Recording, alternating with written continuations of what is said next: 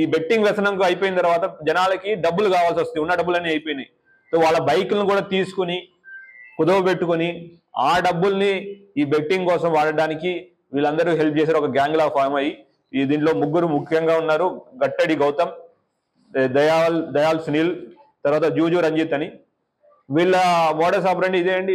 ఎవరైతే లోకల్లో cricket match ఆడుతూ ఉంటారో ఆర్మూర్లో వాళ్ళని పిలిచి వాళ్ళతో మాట్లాడి, అరే క్రికెట్ మ్యాచ్ ఆడుతున్నావు, నీ క్రికెట్ మీద నాలెడ్జ్ ఉంటుంది, దా బెట్టింగ్ పెడదు కానీ డబ్బులు డబ్బులు సంపాదించవచ్చు, ఈజీగా నువ్వు మళ్ళీ డబ్బులు సంపాదించవచ్చు అని వాళ్ళకి వ్యసనం, అంటే వాళ్ళకి ఒక అట్లాగా లొంగ తీసుకుని వాళ్ళని బెట్టింగ్ కూపిలోకి దాగి వాళ్ళకి ఒకవేళ డబ్బులన్నీ అయిపోయినా సరే, నీ దగ్గర బ్యాంకులో డబ్బులు అయిపోయినా పర్లేదు రా, నీ బైక్ ఉందా లేదంటే ఇంట్లో ఏమైనా సామాన్లు ఉన్నాయా, అవి కూడా వాళ్ళు ఫైనాన్స్ గా తీసుకుని ఈ బెట్టింగ్ లో వాళ్ళని దాంట్లో బంధించేశారు. సో నిన్న మన ఇన్ఫర్మేషన్ ప్రకారం, పక్కా ఇన్ఫర్మేషన్ ప్రకారం వెళ్తే మన ఏసీపీ ఆర్మూర్ గారు, తర్వాత మన task force ACP additional ACP గారు అయిన శ్రీనివాస్ గారు, వాళ్ళిద్దరి యొక్క మొత్తం ఇన్ఫర్మేషన్ తో లోకల్ పోలీసులు ఇన్స్పెక్టర్ సత్యనారాయణ, తర్వాత అంజయ్య టాస్క్ ఫోర్స్ ఇన్స్పెక్టర్, తర్వాత ఎస్ఐ మహేష్, ఆర్మూరు పిఎస్ లో ఉన్న అందరూ జవాన్లు అందరూ కష్టపడి దీనిలో వీళ్ళందరినీ పట్టుకోవడం జరిగింది.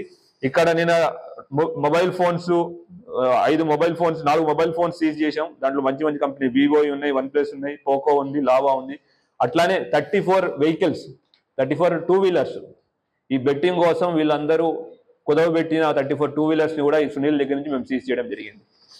సో ఈ 2 ఆపరేషన్స్ చాలా కష్టపడి చేశారు. ఒకటేమో నిజామాబాద్ టౌన్ 5 పిఎస్ లిమిట్స్ లో ఉన్న ఎస్ఐ గారు, తర్వాత ఎస్ఐ గంగాధర్, సిఐ సురేష్, తర్వాత మిగతా అందరూ శ్రీనివాస్, ఎస్ఐ శ్రీనివాస్, తర్వాత ఏసీపీ వెంకటరెడ్డి గారి ఆధ్వర్యంలో లోకల్ పోలీసులు అంతా కష్టపడి దాంట్లో పట్టుకున్నారు. దీంట్లో ఆర్మూర్ పోలీసులు అందరూ కష్టపడి పట్టుకున్నారు. వాళ్ళందరికీ మేము అభినందిస్తున్నాం. కానీ దీని ద్వారా ఈ మీడియా మిత్రుల ద్వారా ఒక విజ్ఞప్తి ఇవ్వాలనుకున్నాం అందరికీ. తెలంగాణలో మన తెలంగాణ గేమింగ్ యాక్ట్ ప్రకారం ఆన్లైన్ కానీ ఆఫ్లైన్ కానీ ఎటువంటి రకమైన బెట్టింగ్ కానీ ఇక్కడ పర్మిషన్ లేదు. ఈ 2 నిషేధం.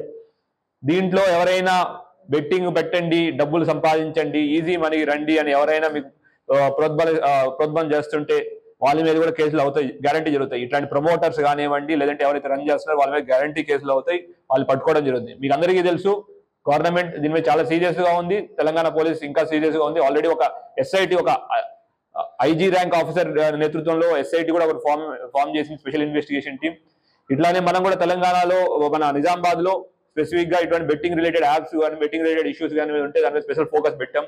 మీకు 10వ నెలలో ఇక్కడ తెలంగాణలో మన ఎడపల్లిలో ఒకే కుటుంబానికి చెందిన 3 సూసైడ్ చేసుకున్నారు. దాన్ని మళ్ళీ మేము సూసైడ్ నుంచి తీసి అబేట్మెంట్ ఆఫ్ సూసైడ్, తర్వాత అటెంప్ట్ మర్డర్ కేసుల కింద తీసుకొచ్చి ఎవరైతే బెట్టింగ్ యాప్ వాళ్ళు కూడా ఎందుకు అంటే బెట్టింగ్ కూపన్లో పడి వాళ్ళు అప్పులు చేసి వాళ్ళ ప్రాణాన్ని వాళ్ళు తీసుకున్నారు. అట్లానే ఇది కూడా వాళ్ళు ఆ కేసు మళ్ళీ మేము రీఓపెన్ చేయడం జరిగింది. యాప్ ఏవైతే ఉన్నాయో దీని ద్వారా బెట్టింగ్ పెట్టిన దాన్ని కూడా ఐడెంటిఫై చేయడం జరిగింది. యాప్ గురించి మేము ఫైనాన్షియల్ ఇన్వెస్టిగేషన్ ద్వారా ఎవరి దగ్గరికి మనీ వెళ్ళిందో వాళ్ళు కూడా పట్టుకోవడం జరుగుతుంది. అట్లానే మనకి మొన్న ఒక కేసు రూరల్ పోలీస్ స్టేషన్ లో ఒక యువకుడు బెట్టింగ్ లో డబ్బులు పోయినాయని ఆత్మహత్య చేసుకున్నాడు. ఇట్లాగా ఆత్మహత్యలు చేసుకోవడం చాలా కలిసివేస్తుంది. యువత మంచి భవిష్యత్తు ఉన్న యువత, ఎంతో బంగారు భవిష్యత్తు ఉన్న యువత ఈ బెట్టింగ్ వలలో పడి వాళ్ళ ప్రాణాలు పోగొట్టుకుంటున్నారు.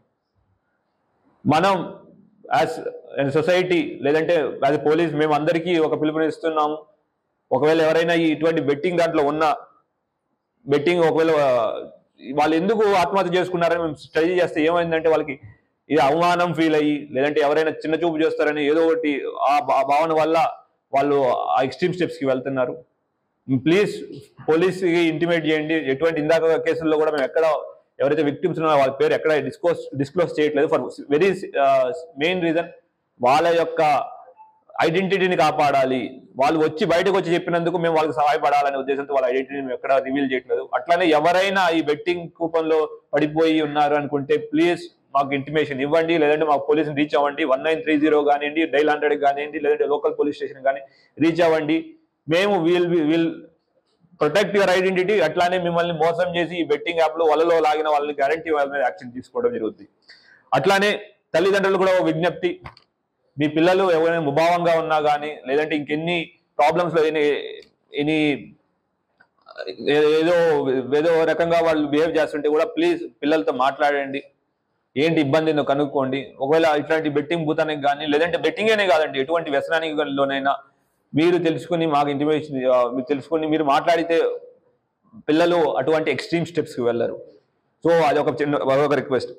తర్వాత బెట్టింగ్ అనేది టెర్రరిస్ట్ యాక్టివిటీస్ లాంటిది. బెట్టింగ్ ఎవరైతే ప్రమోట్ చేస్తున్నారో ఎవరైనా కానివ్వండి, వాళ్ళు కూడా సైబర్ టెర్రరిస్టే. వాళ్ళ మీద అంతే స్ట్రిక్ట్గా మేము యాక్షన్ తీసుకోవడం జరుగుతుంది. మీకు తెలిసి కానీ మీ ఏరియాలో ఎవరైనా బెట్టింగ్ ఆడుతున్నట్టు కానీ ఎటువంటి ఇన్ఫర్మేషన్ ఉన్నా ప్లీజ్ మాకు షేర్ చేయండి.